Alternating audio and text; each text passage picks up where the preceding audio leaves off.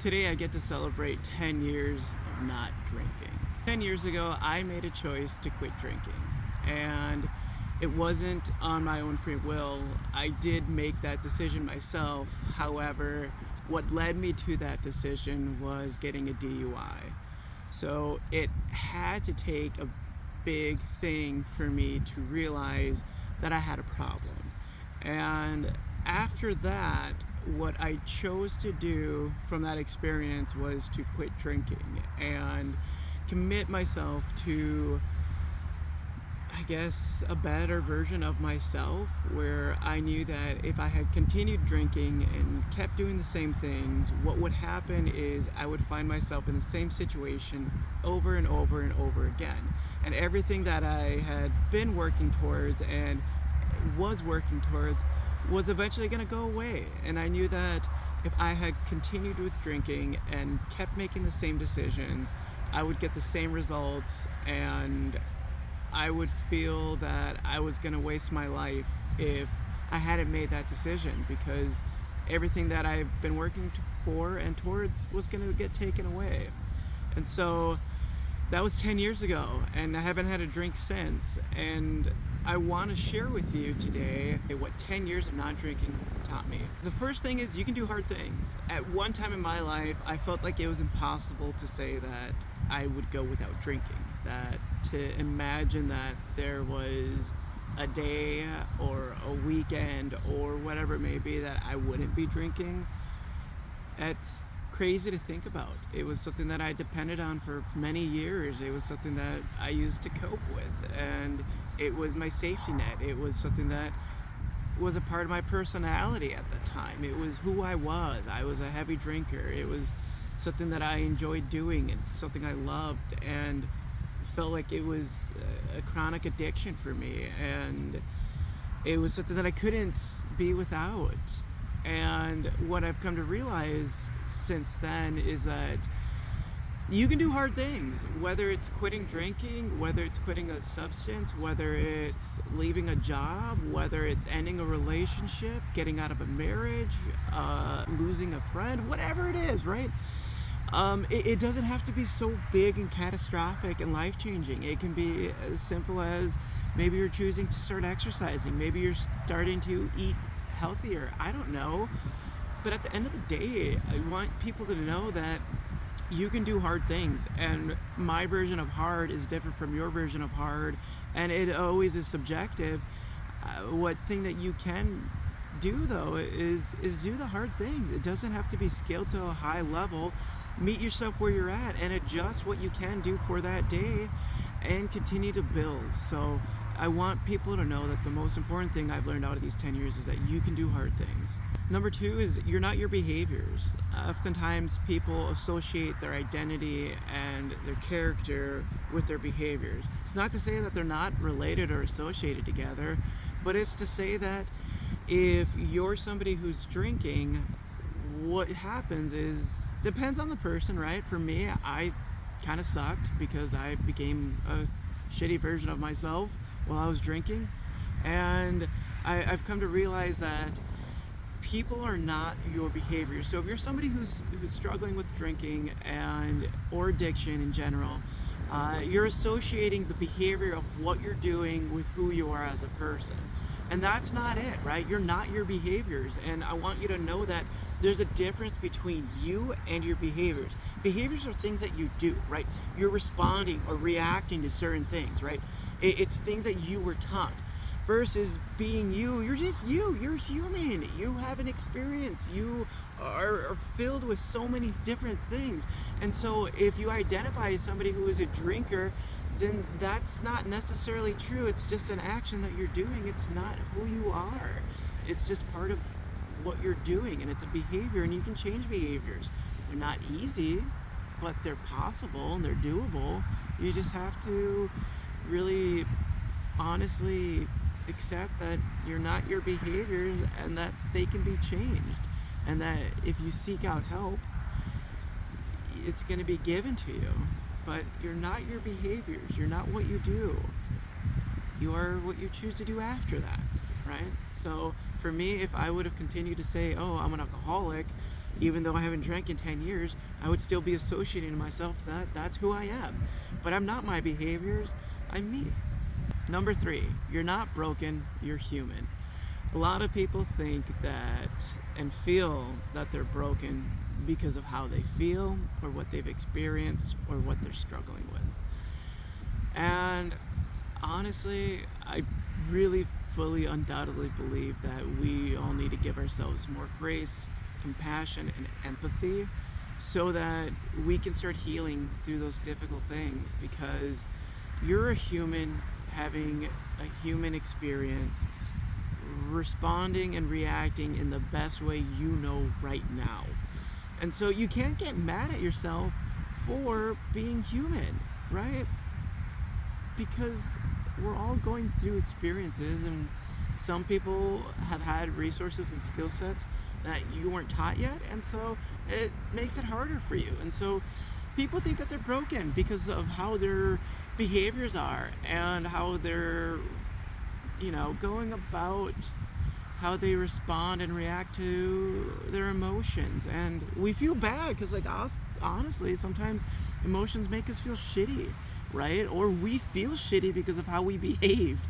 And I don't think that you're broken because you have a tendency of having behaviors that are problematic or detrimental to your health. I think it's a cry for help more than anything. And also, people think that they're alienated and ostracized because I'm the only one out here who's struggling like this, and I'm gonna be the first to say you're not. I'm sorry, you're not special. You're human, so that means that we're all collectively experiencing similar shit in different ways, but it's just being communicated and acted out in ways that we feel is best until we get to know or learn or somebody teaches us how to do something different. So if you think you're broken, you're not. You're just human, dude. You're no different from me, and I'm no different from you. We're just people going through life who've carried on and experienced some horrendous shit sometimes. And it doesn't make you any less human. Or broken. It just means life has been hard. And life is hard. But it doesn't mean it's not beautiful. It means that shit happens and it's unfair, but it's how we choose to, respond to those things after. Which carries over into number 4, which is you're not alone. A lot of times people feel like they're alone, and we can feel lonely, and lonely just means that, we're absent of company. Where alone means we're by ourselves, completely. And the difference is that feeling lonely is an emotion that will pass. Feeling alone means you're on a desert island, and it can feel that way, but I promise you, you're not.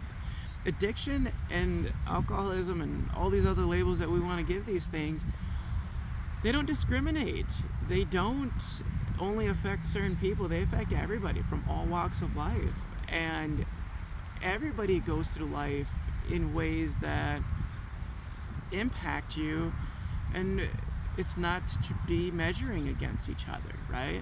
My hardships may be nothing compared to other people's, and to other people it may be the worst thing that they've ever heard. It's not a comparison game, but it's also not to minimize other people's experiences. It's just more so to know that collectively we're all going through shit together in a way that we don't talk about, so it makes us feel alone. And when we're going through it, we feel guilt and shame, and we suppress them, and it doesn't help us, because then it makes it even worse, because now we're just by ourselves, and there's a stigma to talk about what you're struggling with. I think that one thing that helped me the most is talking about it and normalizing that, hey, I'm not alone. Other people are out there too, and they're struggling, and they don't talk about it enough because they're ashamed. And I want people to know who are watching this that you shouldn't feel ashamed. It's nothing to be embarrassed of. It's just something that we all struggle with, and the more we can normalize it, the more we can talk about it and heal. Number 5, your emotions aren't bad. A lot of people think that emotions are bad, and that's why one of the reasons that they resort to drinking, I know that's why I resorted to drinking, is when I felt shitty or mad or sad or anything, even joy, I would go and drink. It was something that comforted me. Or if I didn't want to feel an emotion, I would just go and drink, and then it would just get projected outward because I was drunk and I couldn't control myself, and then all these other things will happen. But even when you're sober, I think that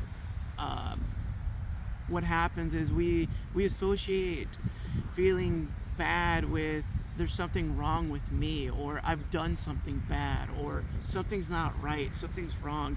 And it's not to say that it's not the case, but it's to say that a negative outcome for a negative experience, it makes sense.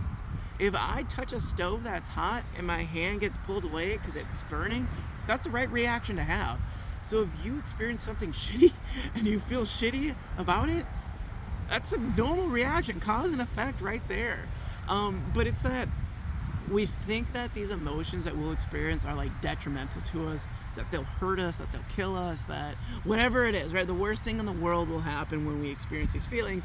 And oftentimes when I talk to people, whether they're struggling with addiction or not, they have a hard time with emotions. And I get it. I used to be that way. And I think that we lack the ability to understand emotions and to label them, and then that's what causes us to feel super uncomfortable with them. But the more you can educate yourself, and I hate when people say, oh, educate yourself. Well, what the fuck does that even mean? It means that you can go get a book or watch a YouTube video about a term called emotional intelligence, where you get to understand emotions deeper, but also you get to work through understanding different words to label and categorize what you're experiencing. I feel mad. That's surface level.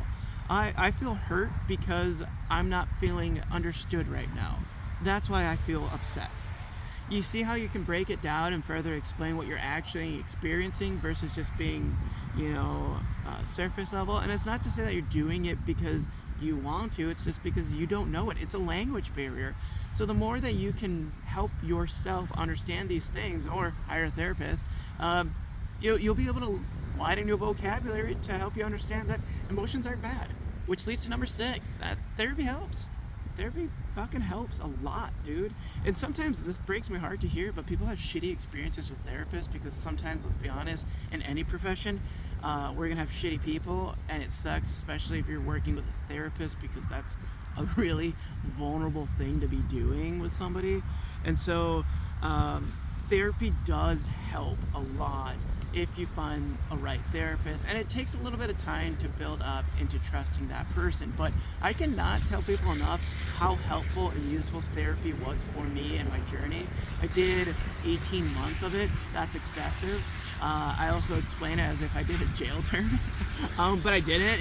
It's more so that I had a lot of things to work through, and I really dove into it like fully, deeply, because I got to understand myself deeper, heal myself, and also have deeper, better relationships with other people and help others. And I think that's what's really important to me, is helping other people with struggles that I've had, because I know what it's like to struggle. And now that I'm on the other side and I have a better understanding and have really helped myself, I feel that it's important to give it back to others. But the only way that I got to here is because I went to therapy. So if there's this stigma or this hesitation or this worry that you have about going to therapy, it's not as bad as you think it's gonna be. If anything, it's gonna be super fucking helpful, and you probably need it if you haven't done it. Number 7, I fully, firmly believe that trauma causes addiction. I think that if you experience a traumatic event or something that just is life-altering, and it doesn't have to be something as big as you think it is. It can be, they have 2 different things. They call them big T's, little T's, big trauma, little trauma. It doesn't matter. But what does happen is something happens that fucks up your world that you don't know how to handle, and it's easy to escape through addiction.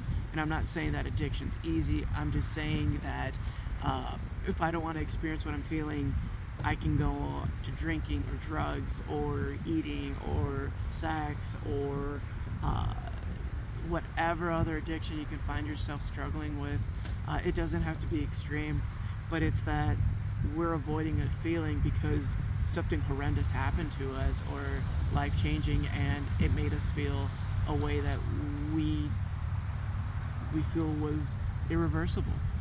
And so from everybody I've talked to and from all the research I've read and all the things I continue to know and learn about, it's addiction is a coping mechanism. It's something that people will do when they've experienced trauma. And so I don't believe that people wake up one morning like, you know what sounds fucking good?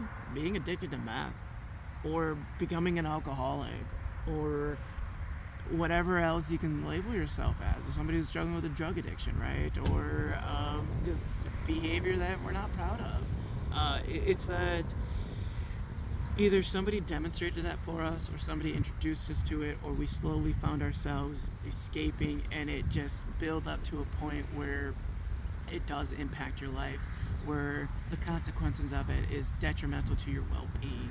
And that's addiction. And the way that you get to addiction is through a traumatic experience, in my opinion. In my experience, I have yet to meet anybody who's struggled with addiction that hasn't experienced anything traumatic or anything life-altering to them that led them to addiction. Number 8, you're allowed to grow and to change. I think after 10 years of not drinking, one of the hardest things, and it's still something that I'm working through and processing, is giving myself ability to continue to change and to continue to grow. There's a thing with needing permission in order for you to change what you're doing. We have these weird rules in our head that I've always been this person, or I've always done these things. Why would I do anything different? Or I'm afraid of change or growing because I'm gonna feel like I'm being unauthentic, or that I'm feeling as if I'm not being real. And it's new, that's all it is. And you're allowed to do it. You gotta give yourself permission to grow and to change. You don't have to stay stuck. You don't have to keep doing the same shit over and over and over and over.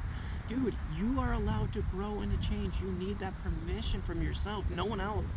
You're the only person that can give you that permission. And so to feel the imposter syndrome is a real thing, but just know that when you feel that, it's because it's new.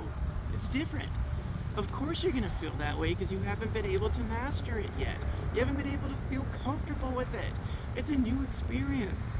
Embrace it. Have it be joy. Be something new. But you're allowed to grow and to change. And if I didn't give myself that permission, I wouldn't be here having this conversation with you. So allow yourself the permission to grow and to change, because that's what's necessary. And it happens. It always happens in life. Look at what you valued in high school versus what you value today. I would hope it's completely different, because it is for me. And so all we do is continue to grow and change, and that's just life. So embrace it and encourage it. Number 9, your guilt and your shame does not help you. A lot of people who have struggled with addictions carry this great amount of guilt and shame, and it's because of how they feel from what they've experienced and what they're doing. And it's something that I learned a couple years into therapy, or a year into therapy, was that you got to give yourself grace. And grace means to give yourself forgiveness. You don't need to wait for somebody else's forgiveness. You got to give it to yourself first, because you're the one living in the burden. You're the one imprisoned in your own mind. You have to be the one who unlocks that door for yourself. And you got to be the person who can forgive yourself, and not to feel shamed and guilt. And people are like, oh, well, all you're saying is just easy to just say, oh, don't feel guilty. Like, fucking don't be dense, right? You fucking, oh man, that shit makes me mad. But what I am saying is you're doing it to yourself. That's like me smoking a cigarette and putting it out of myself. I'm like, fuck, I wish I could stop burning myself. But here I am just fucking repeatedly doing it. That's what you're doing with shame and guilt. You feel that way, and you're the only person making yourself feel that way. And I can sound a little insensitive to that right now, and I apologize for it, but what I really want people to know is that what you're doing with guilt and shame is holding you back and making you feel so much worse. And the way through is by giving yourself grace and forgiveness, and just understanding that you are a human making the best with what you had, with what you knew, and you're continuing to learn and grow and do your best to not repeat those things. So stop carrying the guilt and the shame, and don't let that be the biggest burden that stops you from living a better life. Because once you can free yourself from those feelings, your life gets so much better. Number 10, your beliefs will either free you or keep you. We have things called limiting beliefs and liberating truths. A limiting belief is what will keep you staying stuck. It caps your ability to grow. A limited belief could be, I'll never be able to stop drinking. Now, that makes you feel stopped, and it's just an end. It's just, this is who I am, this is what I'll be, this is what I'll always do. A liberating truth allows you to free yourself from that limitation of that belief. So liberating truth is, I'm working towards being a sober person. I'm working towards quitting drinking. I'm working towards something that will allow me to feel free again. So when you allow yourself to say, I'm in the process of, or I'm growing, or you can even use past tense, that helped me out a lot too, is I am a sober person. Even though I was struggling, it gave me that ability to feel as if I was already doing that thing. But you can't become somebody else if you're taking all these old thoughts about what you believe the world works. And it sucks because like letting go of beliefs is like changing your life and changing the world you experience. And that sounds super hard and shitty, but it can also be super freeing and liberating, because then you get to reimagine how the world works for you now. And so you don't have to stay stuck in those old ideas. You get to create new rules for yourself and new beliefs. I used to believe that addiction and people who struggled with it, it was a fault of their character, and now that I'm on the other side, a liberating truth that I have is that people struggle with addiction because they've been through some fucked up shit, and that's what got them there. It wasn't something that they openly chose, it was something that they got stuck in because it was an escape. And if I didn't have that liberating truth to help me understand that, I would have stayed stuck. So you have to go through your own inventory, see where your limiting beliefs are, and challenge it with a liberating truth so that you can feel free. I'm very shocked to say that I'm here making this video about what I've learned from 10 years of not drinking. I hope that you found what I've said to be helpful, and that you can apply some of what you've learned, and more importantly, share it with somebody else that you know who could use this. I appreciate it. Thank you for your support. I believe in you, and I wish you the best of luck in your journey, and I will see you in the next video.